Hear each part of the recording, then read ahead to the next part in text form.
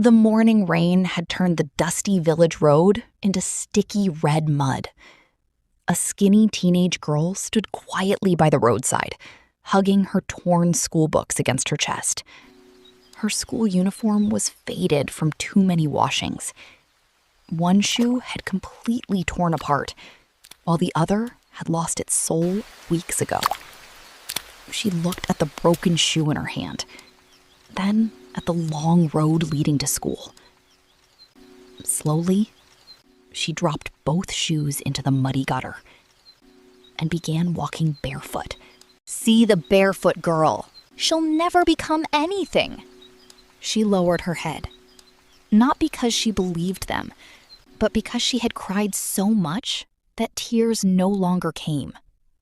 Little did everyone know that the barefoot girl walking through pain would one day return in a convoy of shining cars, while those who made her suffer would be waiting outside her gate for mercy. This is the heartbreaking story of Felicia Williams. Many years earlier, deep inside a peaceful village surrounded by endless cocoa farms and cassava fields, lived Pa Williams, one of the oldest farmers anyone had ever known. By the time people stopped counting his birthdays, Pa Williams was already over 80 years old. His hands were rough from decades of farming. His back was permanently bent. His face carried enough wrinkles to tell stories without opening his mouth. Life had not been kind to him. His first wife died after years of marriage. His second wife also passed away, leaving behind grown children who eventually married and settled in Lagos, Abuja, Port Harcourt, Europe, and America. The compound that once echoed with children's laughter became painfully silent. Every evening, Pa Williams sat alone beneath the giant mango tree, waiting, hoping, listening for footsteps that hardly came. His children loved him, but life in the cities was demanding. Sometimes months became years before anyone visited. One Christmas, all his grown children returned home. They were shocked. Their father had become lonely, weak, fragile. They gathered under the mango tree. Elder brother, one sister began, "Our father cannot continue living alone." Another nodded. "He needs someone to cook, someone to help him, someone to care for him." After many discussions, they convinced Pa Williams to remarry. He married a beautiful young woman named Victoria. Victoria was hardworking, respectful, soft-spoken. She cared for Pa Williams sincerely. With the little savings the old farmer had, he established her in a raw food business. She sold rice, beans, yam, gari, palm oil, pepper. Within a few years, the business flourished. God blessed their union with 5 beautiful children: Grace, Felicia, Mary, Joy, and the only son, Daniel. Although Pa Williams was already an old man, he loved these children with every strength left inside him. Every evening, he gathered them beneath the mango tree. "My children, poverty is not a curse. Bad character is. Education is the only farm nobody can steal from you." Little Felicia always listened carefully. Her dreams were bigger than the village itself. She wanted to become someone important, someone her father would proudly call his daughter. But neither she nor her loving father knew that life was quietly preparing the greatest storm of her young life. The Harmattan wind blew gently across the village the morning everything changed. The old mango tree where Pa Williams usually sat had become strangely quiet. Age had finally caught up with him. At over 80 years old, his legs were weak, his eyesight had dimmed, and the once strong farmer could barely walk to his farmland. Victoria now carried the burden of the family alone. She woke before sunrise to prepare food, rushed to her thriving raw food shop, returned home late, and still cared for her aging husband and 5 young children. There was never enough time, never enough hands. One afternoon, an elegant woman arrived in a shiny pickup truck, raising dust as she drove into the compound. It was Florence, Victoria's elder sister. Don't forget to like She was this known video, across subscribe, neighboring communities and as a share this successful story with timber your trader. family and friends. Every click encourages us to keep bringing you powerful stories that inspire and transform lives.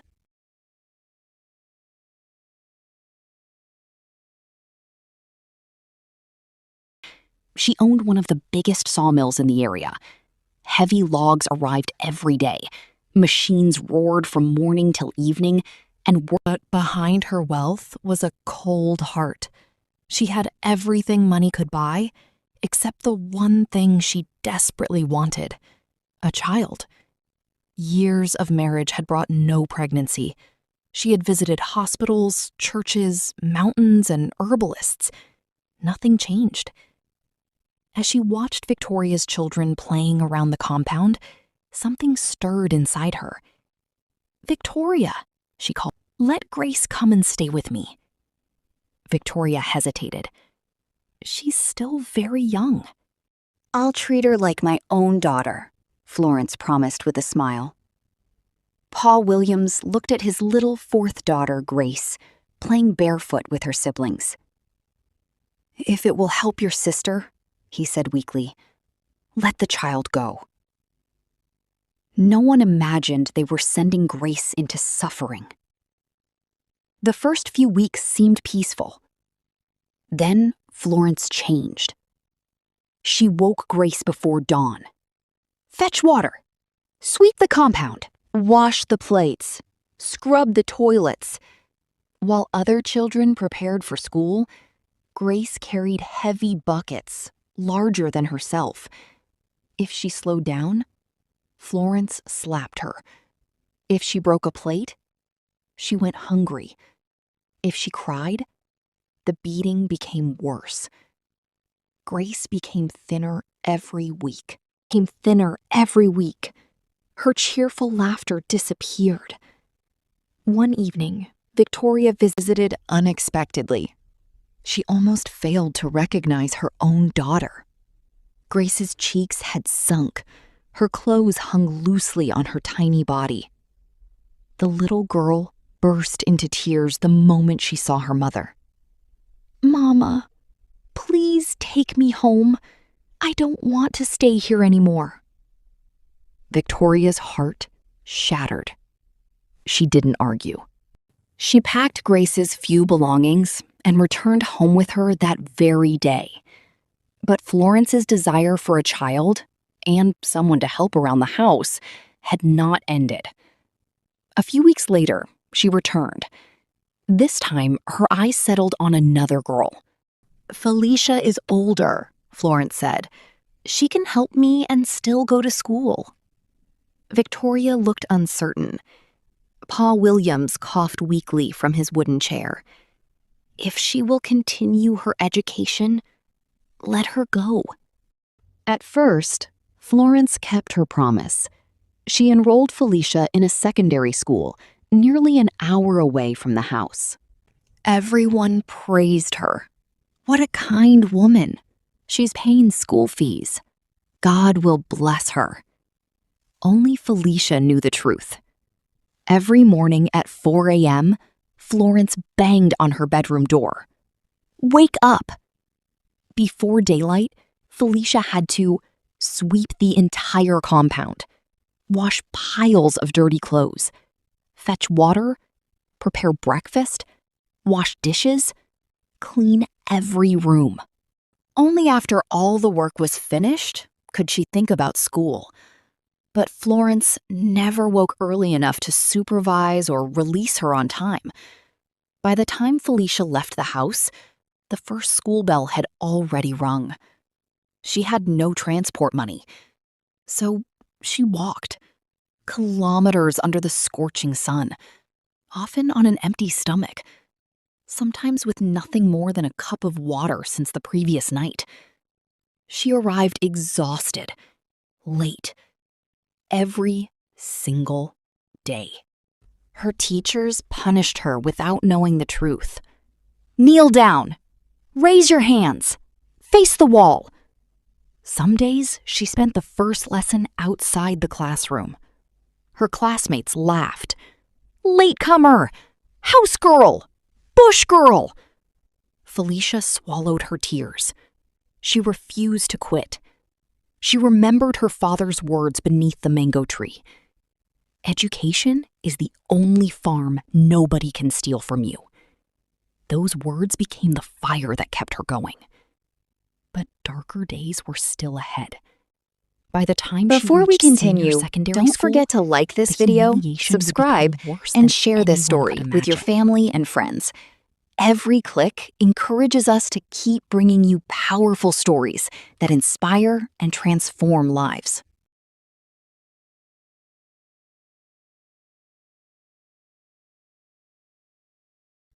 The first day Felicia entered Senior Secondary School 1, SS1, she whispered a prayer to herself. Lord, this is a new beginning. Please let things change. She had hoped that in a new class, she could finally leave the shame of always arriving late behind. But every morning in Florence's house began the same way. Before the first cock crowed, Felicia was already awake. She swept the compound, fetched water from the stream, washed Florence's clothes, prepared breakfast, cleaned the sitting room, washed dirty plates, ironed clothes. Only after every chore was completed would Florence slowly emerge from her bedroom, stretching lazily as if she had no idea the school bell had already rung. Sometimes she deliberately delayed Felicia. Wash that bucket again. You didn't clean under the table. Go and buy pepper. By the time Florence finally allowed her to leave, the first and second periods had already begun. There was still no transport fare, so Felicia walked several kilometers under the blazing sun. Some mornings, she hadn't eaten anything. Her stomach growled louder than her footsteps. Yet, she kept walking. At school, her name became famous for the wrong reason. Felicia Williams, late again. The class teacher sighed in frustration. Every punishment had been tried. She had been flogged, she had knelt on gravel, she had weeded the school field, she had picked litter around the compound. Nothing changed. Not because she was stubborn, but because no one knew the battle she fought before sunrise. One Monday morning, after she arrived almost an hour late, the teacher lost patience. "If you cannot respect school time," he declared before the class. The teacher pointed outside. "Carry your desk and chair outside." Her ears rang. Her hands trembled. She looked around, hoping someone would explain the truth for her. No one spoke. Slowly, she lifted her wooden desk, balanced the chair on top, and walked out. From that day on, she attended lessons from the corridor, under the hot sun, and sometimes in the rain. Whenever students passed by, they whispered, "That's the girl who is always late. She must be very lazy." Some laughed, others pitied her. Felicia lowered her head and copied every note she could. She refused to let humiliation steal her education. Life at Florence's house became even harder. Exercise books were a luxury. Pens ran out of ink and were never replaced. Her school bag tore apart. Florence refused to buy another. Eventually, even her shoes gave way. The soles peeled off completely. One morning, the straps snapped as she walked. She carried the broken shoes in her hands for a while, then quietly threw them into a bush. From that day forward, Felicia walked barefoot. The scorching road burned her feet. Sharp stones cut her skin. By the time she reached school, fresh blood often stained the dusty ground behind her. Still, to survive, Felicia made a painful decision. After school, instead of resting, she searched for work. At construction sites, she carried blocks on her head, mixed cement, fetched water for bricklayers. At Florence's sawmill, she helped stack heavy planks, swept piles of sawdust, and loaded timber onto waiting trucks. The work was meant for grown men, yet a teenage girl did it with silent determination. At the end of the day, kind workers sometimes gave her a little money. She smiled, believing she could finally buy notebooks, sandals, or food. But Florence always waited. "Bring the money." "Auntie, I need exercise books." "I said bring the money." Without a choice, Felicia placed every naira into Florence's hands. Not a single coin remained for her. Night after night, she fell asleep hungry, her palms blistered from labor, and her heart heavy with pain. Sometimes, lying on her thin mattress, she remembered her father's gentle voice beneath the mango tree. "Education is the only farm nobody can steal from you." Tears rolled silently down her cheeks. Unknown to her, fate had already begun to prepare an unexpected miracle. Very soon, a stranger would walk into the sawmill, and that single meeting would change the course of Felicia's life forever. The afternoon sun beat mercilessly on the sawmill. The deafening sound of machines echoed through the air as giant logs were sliced into planks. Sawdust floated everywhere like brown smoke. Among the grown men lifting heavy timber was a skinny teenage girl, barefoot, sweating. Her school uniform was stained with cement, sawdust, and dirt. That girl was Felicia. She had just returned from school. She hadn't eaten since the previous evening, yet she carried planks heavier than her own body. The workers often shook their heads. This child shouldn't be here. But who can challenge Madame Florence? Everyone knew Florence's temper. No one dared interfere. That same afternoon, a white Hilux truck drove into the sawmill. A well-dressed, middle-aged man stepped out. His name was Mr. Emmanuel Adeyemi, a respected civil engineer and contractor who had come to purchase timber for a major building project. As he inspected the wood, something caught his attention. A young girl struggled to lift a thick plank. She stumbled, the timber slipped, she fell hard to the ground. Instead of helping her, Florence shouted from a distance, "Stand up! Stop pretending! You are lazy."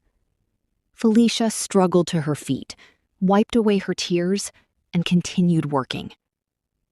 Mr. Adeyemi couldn't believe what he had just witnessed. He quietly called one of the workers. "Who is that girl?"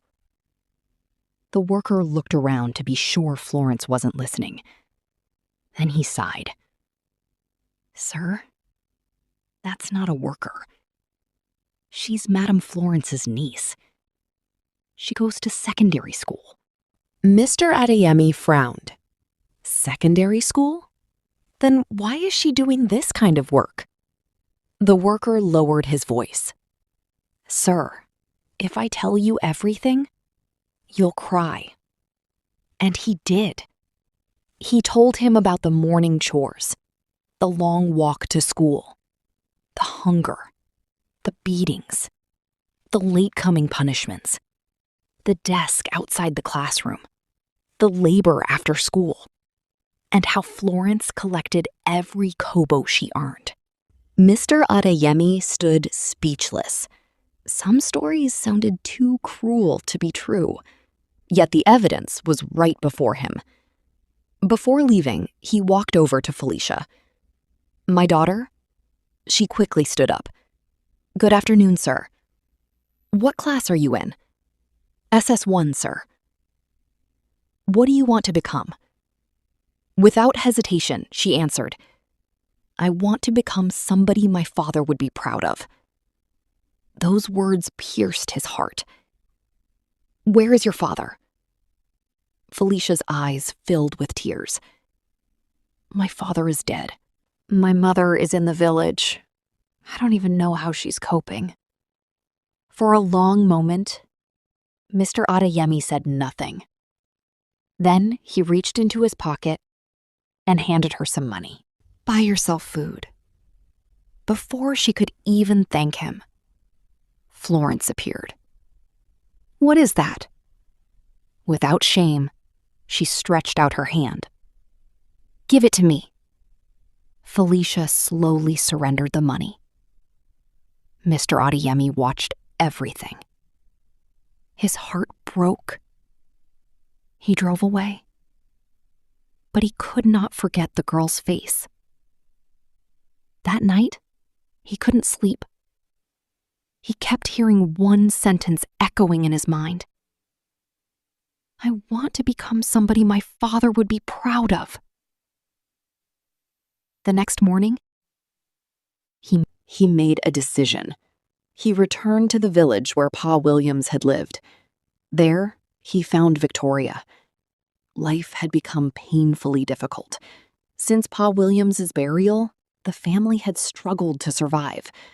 Victoria's once thriving food business had nearly collapsed, and she had spent countless nights crying over the daughter she believed was receiving proper care. When Mr. Adeyemi told her the truth, Victoria screamed, "My daughter!" Decision. She fell to her knees in tears. "I trusted my own sister. I handed my child over because I believed she would have a better life. But she turned my daughter into a slave." That same evening, accompanied by village elders, Mr. Adeyemi and Victoria went to Florence's house. The compound fell silent. Florence tried to defend herself. "I fed her. I paid her school fees.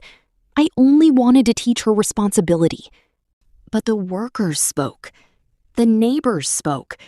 Even the school principal confirmed how often Felicia came to school hungry, barefoot, and late. Florence's lies collapsed. Victoria rushed to her daughter and held her tightly. For the first time in years, Felicia cried like a child. Not because of pain, but because she was finally home. Mr. Adeyemi looked at her gently and said, "From today, your suffering ends. I will sponsor your education. You will never carry timber for survival again." Those words became the beginning of a brand new chapter. But healing was not easy. The scars Florence left were deeper than the eyes could see. Felicia had escaped the sawmill, yet the chains in her mind still held her captive. The first night Felicia returned to her mother's house, she couldn't sleep. Not because of mosquitoes, not because of hunger, but because of fear. Every little sound made her jump. When Victoria gently knocked on her door to wake her for breakfast, Felicia sprang out of bed in panic. "I'm awake, Aunt... Mama, I'm awake! Please don't beat me. I'll fetch the water now." Victoria froze. Her heart broke into pieces. She pulled her daughter into a tight embrace. "My child, no one will ever beat you again." Felicia stood still. She didn't know how to respond. She had forgotten what kindness felt like. Years of abuse had convinced her that love always came with conditions. Although Mr. Emmanuel Adeyemi paid all her school fees and bought her books, uniforms, and shoes, another battle had begun. The battle inside her mind. Whenever a teacher asked a question in class, Felicia knew the answer, but she remained silent. She believed she wasn't good enough. Whenever classmates praised her intelligence, she assumed they were mocking her. Whenever someone showed her kindness, she became suspicious. The years under Florence had planted deep seeds of inferiority. One afternoon, her principal called her into the office. "My daughter, why do you hide your brilliance? You score the highest marks in every test, but you behave as if you don't deserve success." Felicia lowered her head. Tears rolled down her cheeks. "I don't know how to believe in myself anymore." The principal smiled warmly. "Listen carefully. What happened to you was never your identity. It was only a chapter. Don't allow yesterday's pain to write tomorrow's story." Those words stayed with her forever. From that day onward, Felicia fought back. Not with anger, not with revenge, but with determination. She studied late into the night. She attended every extra lesson. She borrowed library books. She prayed before every examination. Slowly, the fearful girl disappeared. A confident young woman emerged. When the senior secondary certificate examination results were released, the school stood still. Felicia had earned distinctions in almost every subject. Teachers celebrated. Students cheered. Victoria fell to her knees, tears streaming down her face. If only your father were alive, he would have danced across this village. Mr. Adeyemi smiled quietly. He knew his investment had changed a life. Years later, Felicia graduated from the university with first-class honors. The same girl who once carried timber on her head now walked proudly across a graduation stage in a black gown, receiving thunderous applause. Soon after graduation, she secured a prestigious job with an international engineering and construction company. Her first salary was more money than Florence had ever allowed her to touch. The first thing she did was return to her village, not in anger, but in gratitude. She renovated her late father's old house. She reopened her mother's raw food business on a larger scale. She paid school fees for children whose parents couldn't afford them. She created scholarships for girls who dreamed of an education but lacked the means. People across the community began calling her the Barefoot Graduate. Her story became a beacon of hope. Meanwhile, time had not been kind to Florence. The years she spent chasing wealth had left her lonely. Florence was left alone in the large house she had once ruled with fear. The roaring sawmill had gone silent. The workers had left. The wealth faded. Age caught up with her. There was no child to visit, no laughter in the compound. Only silence and regret. One rainy afternoon, Florence heard the sound of expensive vehicles stopping outside her gate. She looked through the window. A convoy. The doors opened. Out stepped a graceful, confident woman dressed with quiet elegance. It was Felicia. Florence's knees weakened. She expected insults. She expected revenge. Instead, Felicia walked over, greeted her respectfully, and placed food, medicine, and an envelope of money on the table. Florence burst into tears. "My daughter, I don't deserve this. I stole your childhood. I made your life miserable. If I could turn back time, I would love you the way I should have."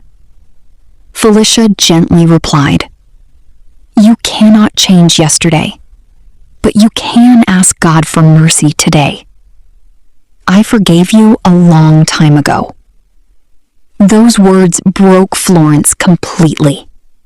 For the first time in many years, she cried, not from loneliness, but from genuine remorse. As Felicia drove away, she looked out at the old village road where she had once walked barefoot, bleeding and hungry. She smiled softly. The road hadn't changed, but she had. The girl who had once been mocked as the barefoot child had become a woman who inspired thousands. She had learned that pain could become purpose, that kindness was stronger than cruelty, and that forgiveness could free both the wounded and the one who caused the wounds.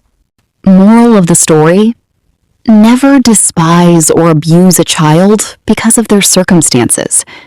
The child you mistreat today may become the very person God raises tomorrow. Education, perseverance, and forgiveness can transform even the most painful beginnings into a life of purpose and hope.